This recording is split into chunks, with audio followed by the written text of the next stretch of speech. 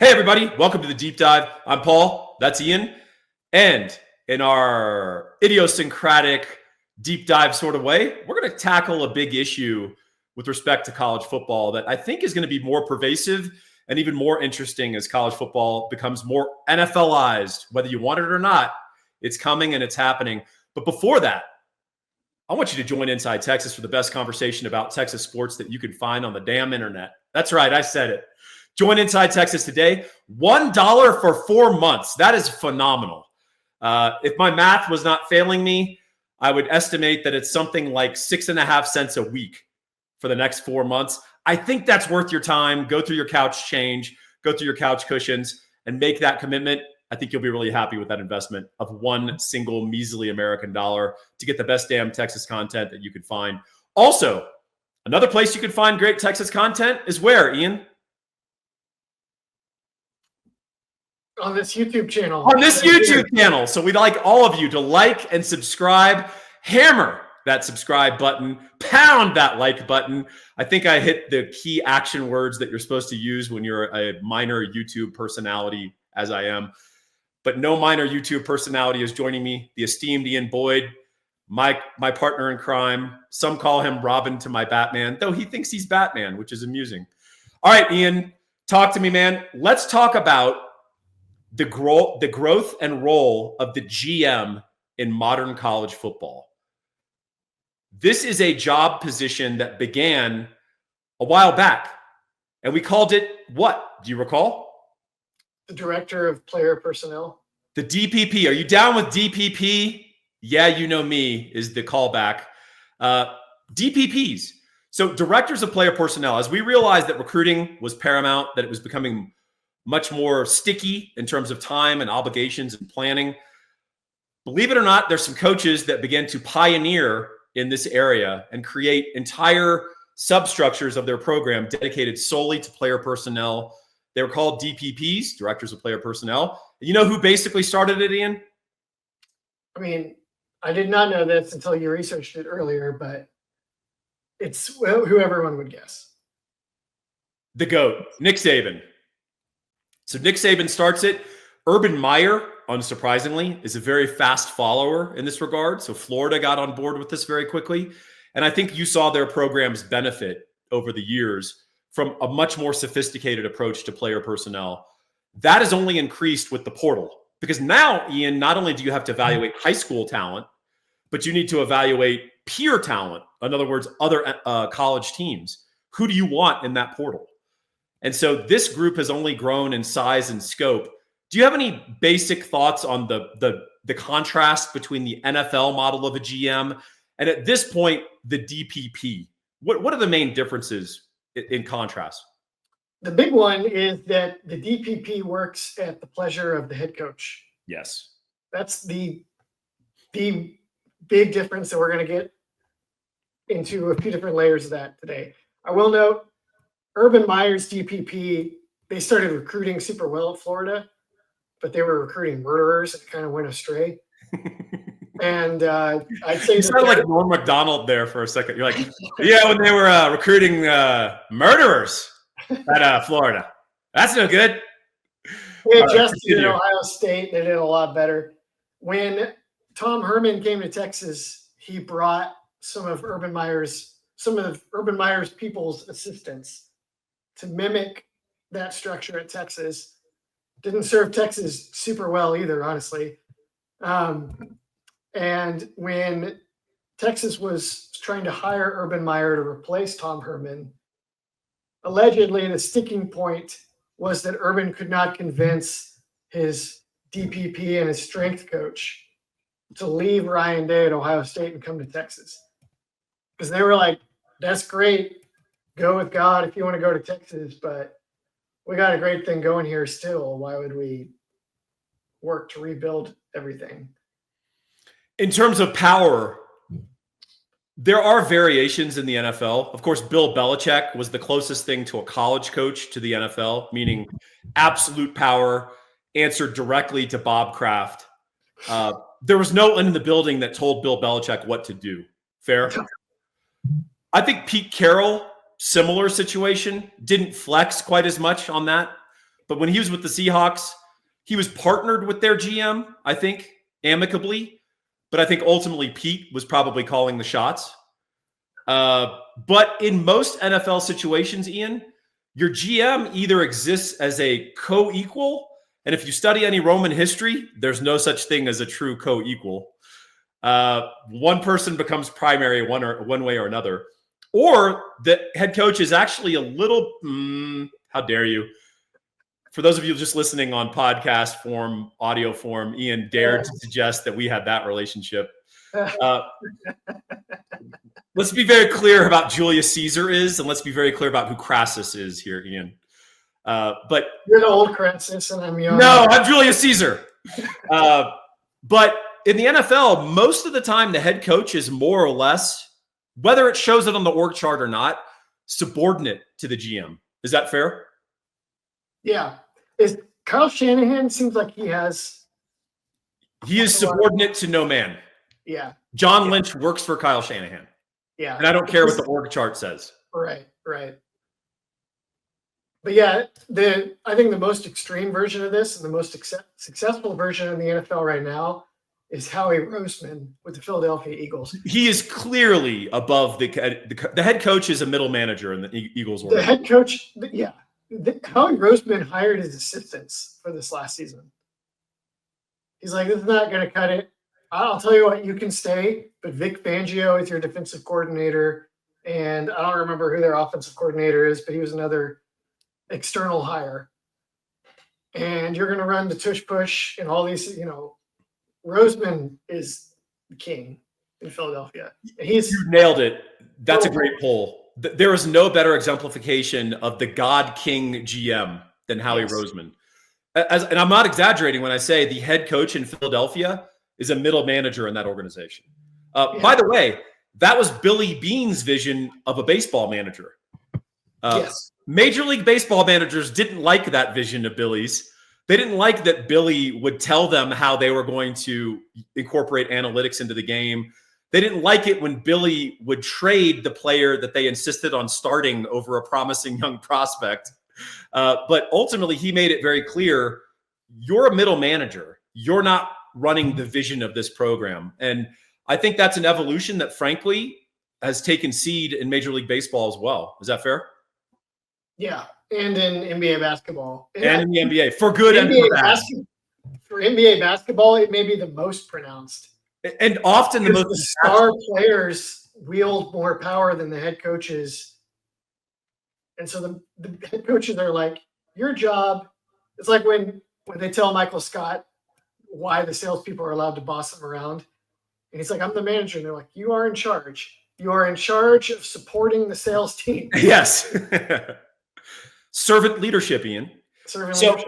So interestingly, the other contrast to all this is not only was Nick Saban in his prime at Alabama the master of football in all aspects, and everyone reported to him.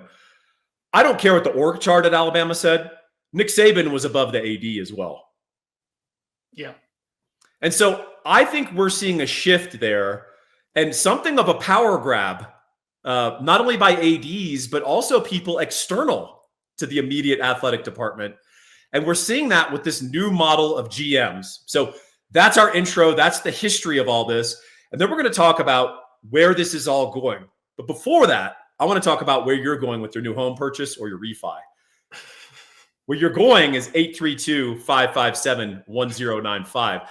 Those are phone numbers. And Ian is trying to laugh because he's in awe of the quality and power of my transitions. Yeah. Robin can't do that, folks. That's a Batman level transition. You need to be seriously scarred as a young man watching your parents be killed to really make that kind of transition as Batman was. Mortgages by Gabe Winslow. You can reach him at 832-557-1095. Why call Gabe? Over 20 years in the industry, has a law degree, absolutely fantastic at what he does. Of course, he's a University of Texas graduate, and he's a maniac about Texas sports like all of us. But what he's really enthused about, what he's really a lunatic about, is realizing your dream of home ownership or structuring your current ownership of a home into the best optimal financial situation with perhaps a timely refi. So give Gabe a call, find out what he can do for you, and join the hundreds of raving 5-star Google reviews, of paragraphs after paragraph talking about Gabe's amazing problem solving and his amazing customer service and his, yes, servant leadership. 832-557-1095. So, Ian, should we talk about Jim Nagy and Andrew Luck? Let's start with Luck. Let's start with Luck. We should always start with Luck. He's kind of the front and center of this right now. I think we both think Oklahoma is going to take more headlines in this department in the coming seasons. But for now, Andrew Luck is like the exemplar of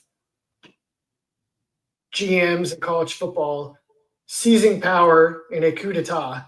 Yes. And changing the governance structure of college football. So, some recent evidence of the coup d'etat. Andrew Luck, the GM of Stanford football, fired the head coach for, we think, abusive relationships with their employees. We'll see. I lived in the Bay Area for 18 years. It all trends a little hysterical out there at times, so we'll see how that pans out. In any event, Troy Taylor's out of a job. God bless you for saying that. How many people would have been afraid to even say that much? Yeah, well, it may be real, but God forbid we consider that maybe it's a little bit. I mean, we don't know. We don't know, so I'll reserve judgment on that. But what's more interesting and more evident to our point is that Andrew Luck made this call. The Stanford AD's name is not even associated with this. And so we did a little digging, Ian, and what we found out is that Andrew Luck's power is not just above the head coach. This guy has carved out effectively a fiefdom as the dictator of Stanford football. So not only is Andrew Luck, not only did the coaching staff report to him, but he's in charge of player personnel. He's in charge of the roster. But he's also the equivalent of the president of football at Stanford, meaning he's responsible for fundraising, alumni relations, NIL. What are those tasks typically reserved to? Who usually does that? Normally, that'd be the athletic director. Or yeah, the head coach in some capacity as well. And who does Andrew Luck report to? The president of the university. He doesn't report to the AD. He has an alternate org line that bypasses the guy that you would think could be his boss, and he talks directly to the president. No opportunity for mischief there, huh, Ian? Yeah, he doesn't even have to text 911 to the president to get him to call him back. It's just trying to make another Office reference here. Your face is giving me nothing. I'm trying to give you stuff, but I can only give so much, Ian. I only watch the British Office. It's the more superior of the two. Thank you. Okay. Commitment. So the point is, Andrew Luck has a title that we've seen before, but he has powers that we've never seen invested in that position. He is the de facto runner of Stanford football. And then the further proof of this is, who did they hire once they got rid of Troy Taylor? Frank Reich, his old guy from back in his Indianapolis days. To a 1-year contract. So I don't know what's going on there. I don't know what's happening. But Stanford, be very clear, Andrew Luck runs Stanford football. And we've never seen anything like this before. Yes, this is, as far as we can recall, we've never seen anyone with this sort of position or power in college football like Andrew Luck suddenly and almost inexplicably has at Stanford. But there's another program near and dear to our hearts with a very similar structure emerging with the hire, not even with the hire of Jim Nagy, the new general manager of Oklahoma, but the greater organizational shuffle that's been taking place up there in Norman for the last year. And do you want me to outline it real quick? Yeah, bring it on, man. The first thing they did was Randall Stevenson, the former CEO of AT&T. Chairman, not well reviewed for his time there, by the way. becomes a volunteer, unpaid position in charge of helping to better equip the pro football program for the NIL era. Very quickly, Brent Venables, general manager, is more of a DPP. Curtis Lofton, his former linebacker from the aughts, is kind of shunted aside and then eventually just resigns and bails. Then they hire Jim Nagy, he was an NFL scout for a long time, and he's been directing the Senior Bowl for the last at least half decade. I can't remember. And the best part, as soon as they were doing this, they're like, we're going to have a general manager who really runs things like an NFL front office. You're like, really? Like in the NFL, like he can hire and fire the coach? Like he makes the draft picks like that? Or more like just a DPP? And then in their press release, Jim Nagy reports to who, Paul? He reports to two gentlemen, Joe Castiglione, the AD of OU Sports, longtime successful AD, and this guy, Randall Stevenson, who's external, doesn't even have an official capacity in OU athletics. That's who he reports to. Not shadow director. Yeah, shadow director. Not Brent Venables. Not Brent Venables. Brent Venables also reports to Castiglione and Stevenson. Wow. So you immediately, if you were going to bring in the Bobs, they would ask Castiglione, what would you say you do here? Yeah. Basketball? Softball? Yeah, I've heard from one source, I don't know if this is universally true, but one source inside the athletic department I heard from once upon a time did not seem to think Castiglione was really all that with it on the other sports. Now, maybe that's not true, but this wasn't like a janitor. So it's worth taking in, what exactly does that guy even do in Norman anymore, except for wear fedoras and make statements that sort of sound like he might be in charge. Well, I think what's interesting is beyond him, Brent Venables, because that's the big one. So one thing that's very interesting, you note, is last time I checked, OU has 4 commitments right now, 4 recruits. That is the antithesis of how Venables was trying to run things in recruiting. Yeah. OU was very much a let's mobilize the whole staff. And I mean, they would take the whole staff and go visit a recruit sometimes to make an impression on him. Like they'd go to his high school and there'd be like 9 Sooner coaches and they'd press for an early commitment. And the idea was like, let's get up the recruiting rankings fast. Let's create momentum. Let's create a sense that appeals to the fans that we're on top of things.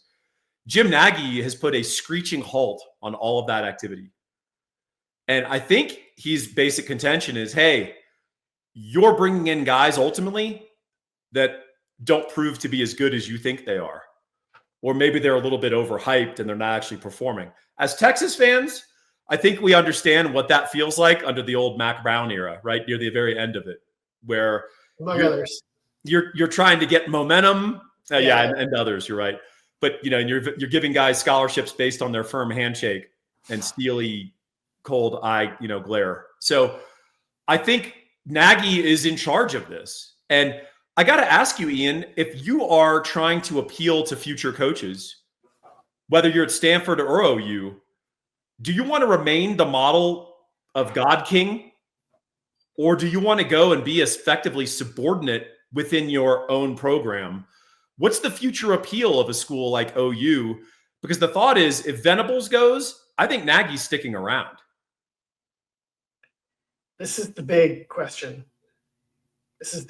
There's a million layers to this. Now, Justin will tell you, and he's right, there are a lot of coaches in college football right now that are getting totally burnt out on the growing list of responsibilities with managing the roster. 100%. Stark was burned by the portal opening after the playoffs, and he got a big fat extension out of it. He's like, you guys got it. That was terrible. Give me more money.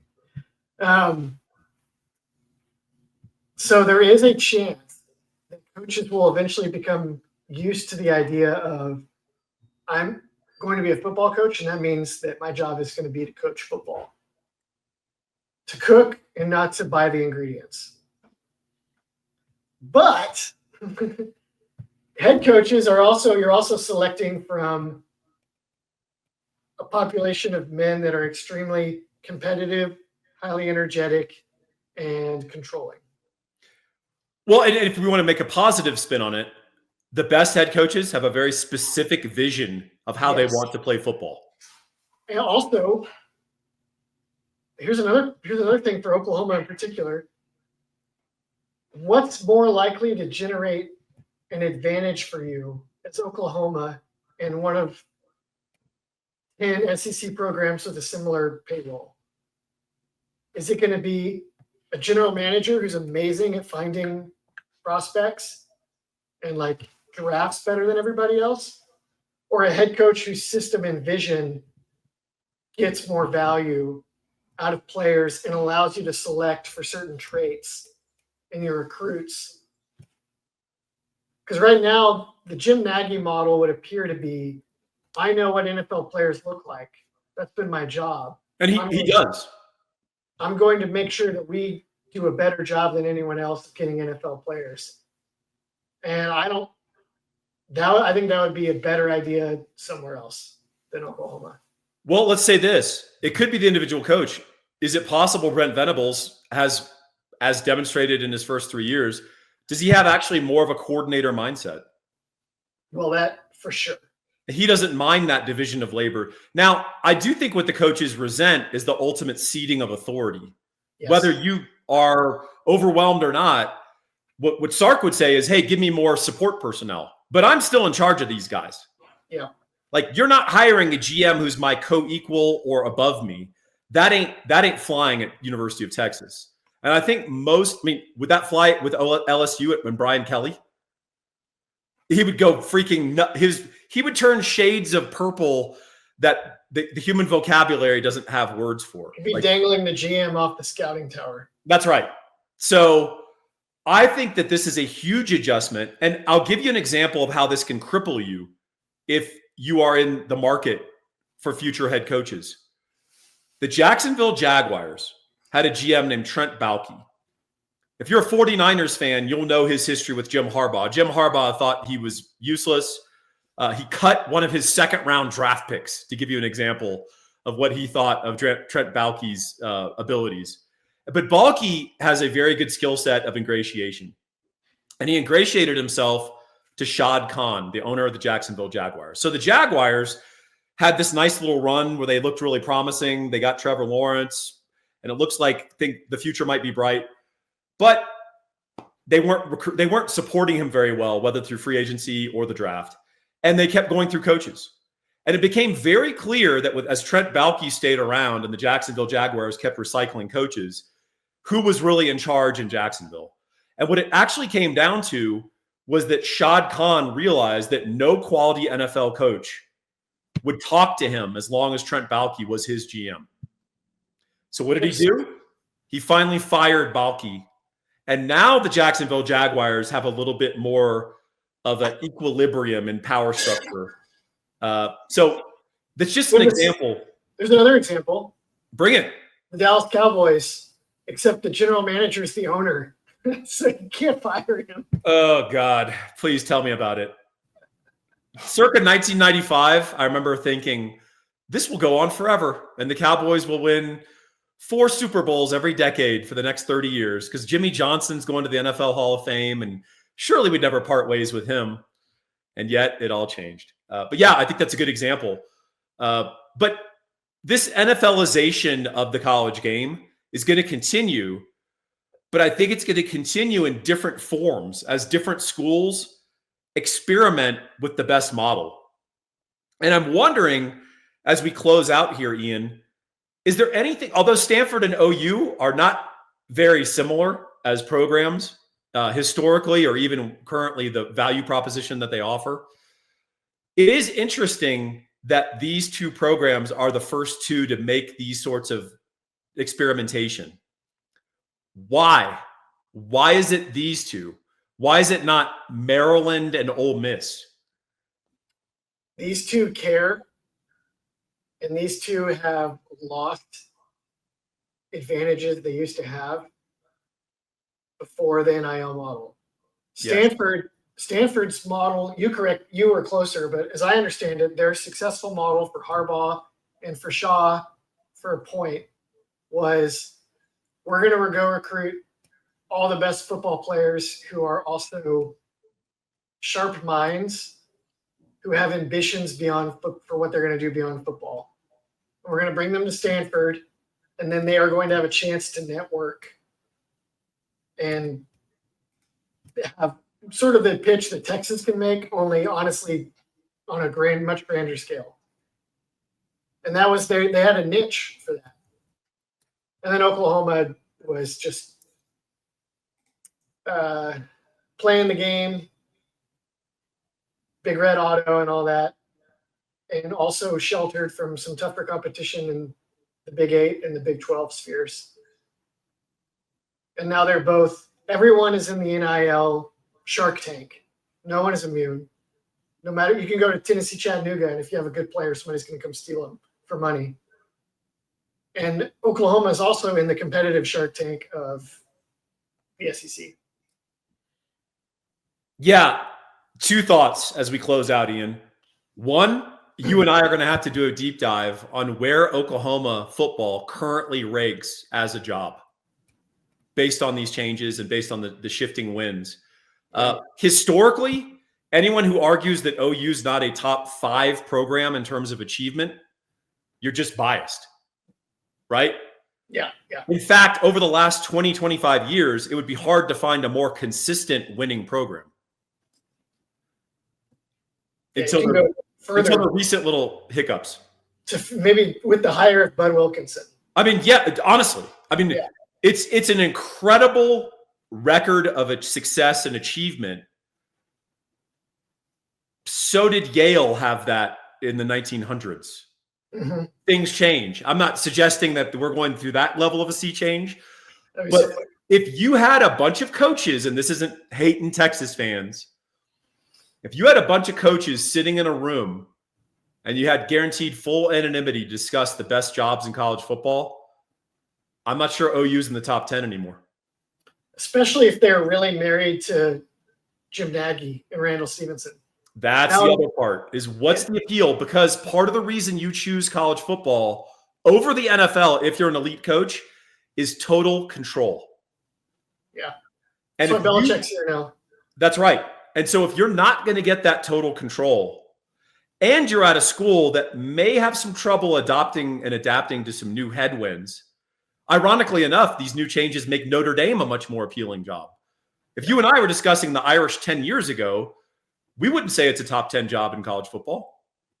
If we did, we'd say it's number 10. I don't think I'd say it's number 10. I think I'd say it's like 14 or something. Yeah. Now it's back because you can pay players legally. And Notre Dame's got a lot of successful alumni like the University of Texas who care about football. So these are some things to think about. You guys might see this Andrew Luck stuff or this Jim Nagy stuff as little interesting one-offs. This tension and this development and direction of college football is going to make and break different programs over the next 20 to 30 years. And we'll be here documenting it. So Ian, anything parting for the people before we say goodbye? My only thing with Oklahoma, I wonder if they would have, like, I think me and you, our nightmare is that they go and hire Kenny Dillingham after Brent Venables. Yes. But I don't think Kenny Dillingham wants to come report to Jim Nagy. Right. So I wonder, like with programs like Oklahoma, I think Stanford is going to go that direction. I don't think they're going to go back to God Emperor head coaches. But Oklahoma, if they get a shot at like bringing Nick Saban back or hiring like the most, I think maybe they ditch Nagy, throw him off the schooner, and let the new head coach pick all his own people. That's going to be really interesting to watch with Oklahoma as well. It's just those politics. 100%. Well, that's been the deep dive. We hope you delivered in maybe something a little more think piecey, a little more deep stuff, but hey, it's called the deep dive. This is the kind of stuff we should be talking about the direction of college football, and certainly as it suits and pertains to our main rival. So for Ian Boyd, I'm Paul Wadlington saying thanks for joining us.